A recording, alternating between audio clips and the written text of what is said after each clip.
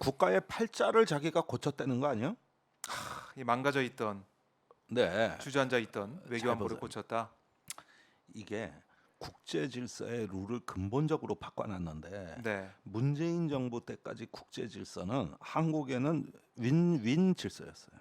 아, 윈윈 질서였어. 그래요. 오른쪽 논두렁 풀도 뜯어먹고 왼쪽 풀도 뜯어먹고 누이 좋고 매부 좋고 응? 그러면서 뭐 한국 좋고 중국 좋고 미국도 우리가 많이 협조해 줬고 네. 주로 이런 식으로 됐는데 윤석열 정부의 국제 질서는 그게 아니고 한쪽 풀만. 국제 질서의 기본 원리가 재현의 아까 위기라 그랬는데 네. 그 윈윈이 재현 불가능한 질서, 아, 즉 제로성 게임으로 바꿔놓은 거야. 아하. 제로성 게임으로. 한쪽이 그러니까 죽어야 내가 산다 이런 건가요? 미국의 정책에 협조하려면 한국이 희생을 해야 되고 한국이 희생을 하면서 이제 우리의 생존의 터전이었던 중국이 날아가는 거고 네. 더 나아가서는 과거에 식민지를 합법화하고 강제징용은 없었다고 말하는 일본의 아리가토 고자이마스하는 세상. 다시 말하면 예. 제국주의 시대 우리는 자발적으로 일본에 예속된 나라였고 고로 식민지가 아니고 자발적으로 일본에 예속된 나라였고 그 다음에 강제징용이나 위안부는 존재하지 않은 사실이고 중국하고 거래는 끊고 일본의 반도체 통제망에는 우리가 자발적으로 네 발로 기어 들어가고 네. 오염수 방류는 수용하고 음. 그 다음에 한미일이 이렇게 뭉쳐가지고 하나의 연방을 구성하듯이 이렇게 어떤 그 고도로 일체화되는 가운데 우리 조금 배고픈들 어찌하랴 아. 그런데 여기에서 우리 국민들의 3분의 1은 이런 세상에서 우선은 살 수가 없어. 우선은 예. 나의 정신적 정신이 음. 나의 인격이 침략당했다고 느껴. 이렇게 굴욕적일 수가. 네. 아니 저기 식민지가 없었다고? 하. 강제 합병도 없었다고? 네. 합법이라고?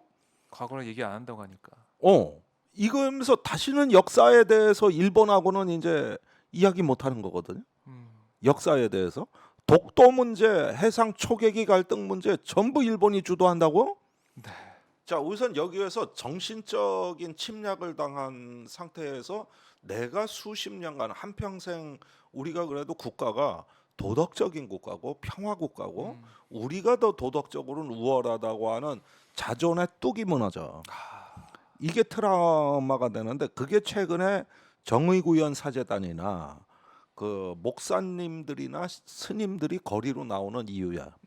왜 요즘 종교계가 맨 앞줄에 예. 쓰느냐? 내가 그걸 자세히 살펴보니까 이 정신적 공황을 도저히 수용할 수 없다. 이러면 국민들의 이 우리 정신 세계가 무너진다고 보는 게 시위의 제 1번 이유더라 이거예요. 내가 그래서 보니까 종교계가 주로 이런 문제에 민감한 종교계가 원래 정치 문제에서는 종교계는 맨 뒷줄에 나오는 집단인데 이번엔 맨 앞줄에 나오는 이유가 정신의 문제라고 보기 때문에 두 번째는 기업이 이제 나서야 된다는 말이에요. 중견기업들까지. 중견기업들까지. 대기업, 중견기업. 네. 여기가 이제 문제가 되는 거거든요. 그렇죠. 당장 이제 먹고 살 수가 없는 아니 상황까지 인형과 가니까. 가치가 밥 먹여줍니까? 밥 먹여주는 건 돈이 밥 먹여주는 겁니다. 그렇죠. 중국과의 관계를 통해서 중견기업들이 많이 성장해 왔는데 다 이제 무너지게 생긴 거 아니겠습니까? 우리가 30년 이상 구축한 기술과 시장의 주권이 사라지는 겁니다. 그러니까 경제가 안보화되는 거예요. 그러니까 여태까지 시장 경제의 어떤 하나의 주축이라고 얘기했던 주류 집단의 이제 엘리트 패닉이 시작된다. 엘리트 패닉. 엘리트 패닉. 주도하던 자들의 엘리트 패닉이 있어요. 이게 두 번째 정신 해체입니다. 네. 그리고 세 번째 해체가 와요. 미래가 뭔지를 모르겠어. 그러니까 이거는 이제 불안감인데 네. 이번에 그 제이크 설리반 백악관 안보보좌관이 한미 정상회담이 26일 날 있고 27일 날 네. 브루킹스에서 연설을 했는데 음. 여기에서 미국이 처한 문제는 네 가지라 그랬어요. 첫째는 산업 공동화, 음. 민영화, 규제 완화, 외주화하면서 일자리 다 빠져나갔다. 음. 이겁니다. 두 번째, 지정학적 통합의 실패. 네. 중국, 러시아를 세계 경제에 통합시키면은 자유롭고 민주적인 사회로 바뀔 줄 알았다. 근데 그 반대다. 아. 그리고 지금 전쟁 중이다. 네. 지정학적 통합에 실패했다. 음. 세 번째가 기후 위기예요. 기후 위기. 청정 에너지 전혀 안 늘었다. 이제 기후 위기가 기후 재앙으로 가는 시간이 짧아지고 있다. 네. 기후 협력에 실패다. 아하. 네 번째가 불평등 심화예요. 음. 그게 뭐냐면은 중산층이 무너졌다. 맞아요. 더불어 민주주의도 무너졌다. 그래서 내가 보니까 설리반이 이런 진단은 잘했어.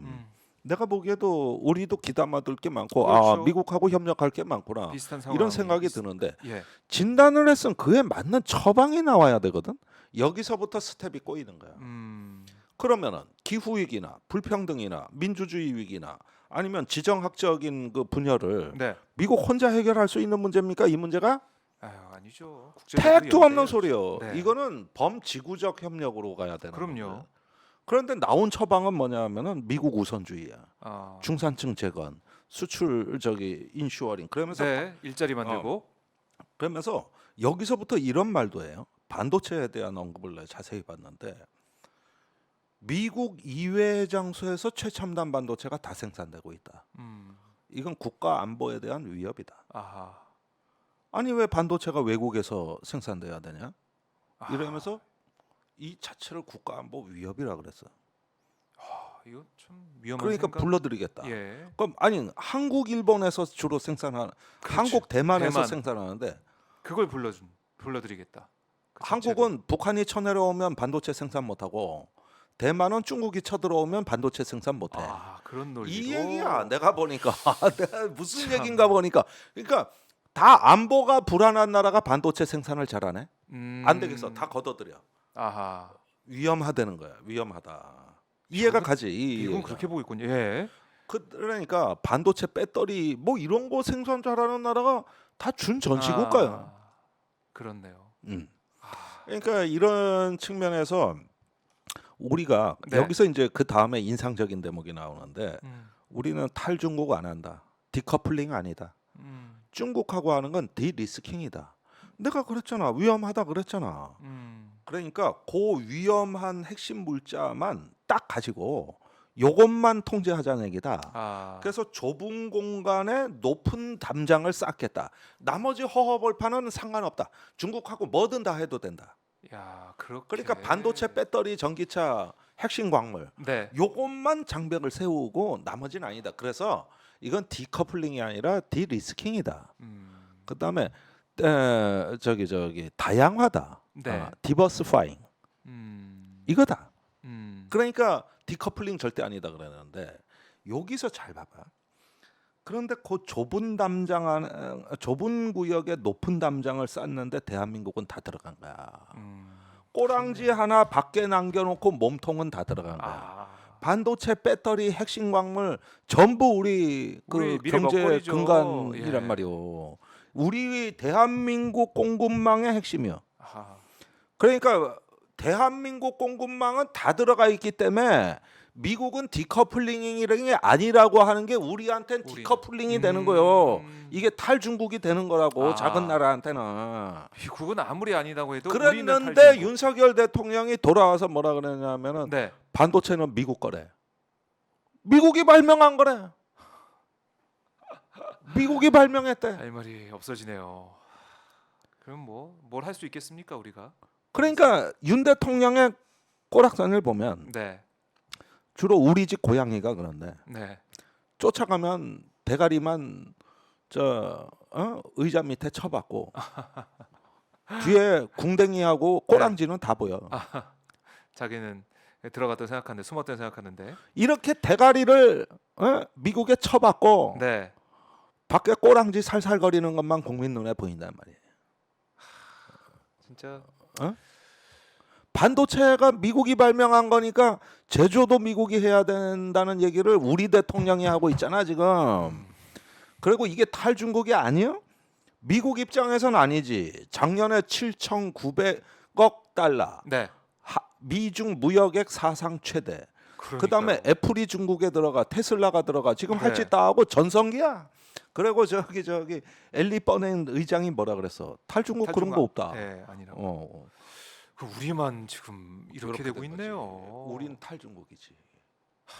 그러니까 작년부터 중국 경제는 꼬라박는다. 네. 한덕수 총리 발언. 음.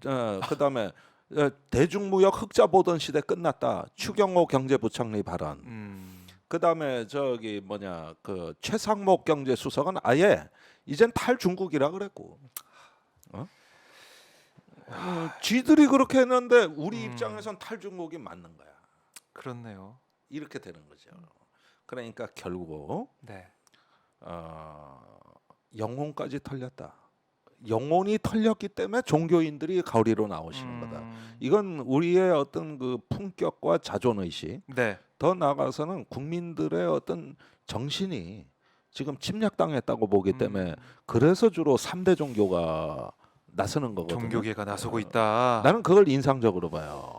그렇네요. 그렇게 해석을 하니까 이 사안이 풀이가 되는 것 같은데요.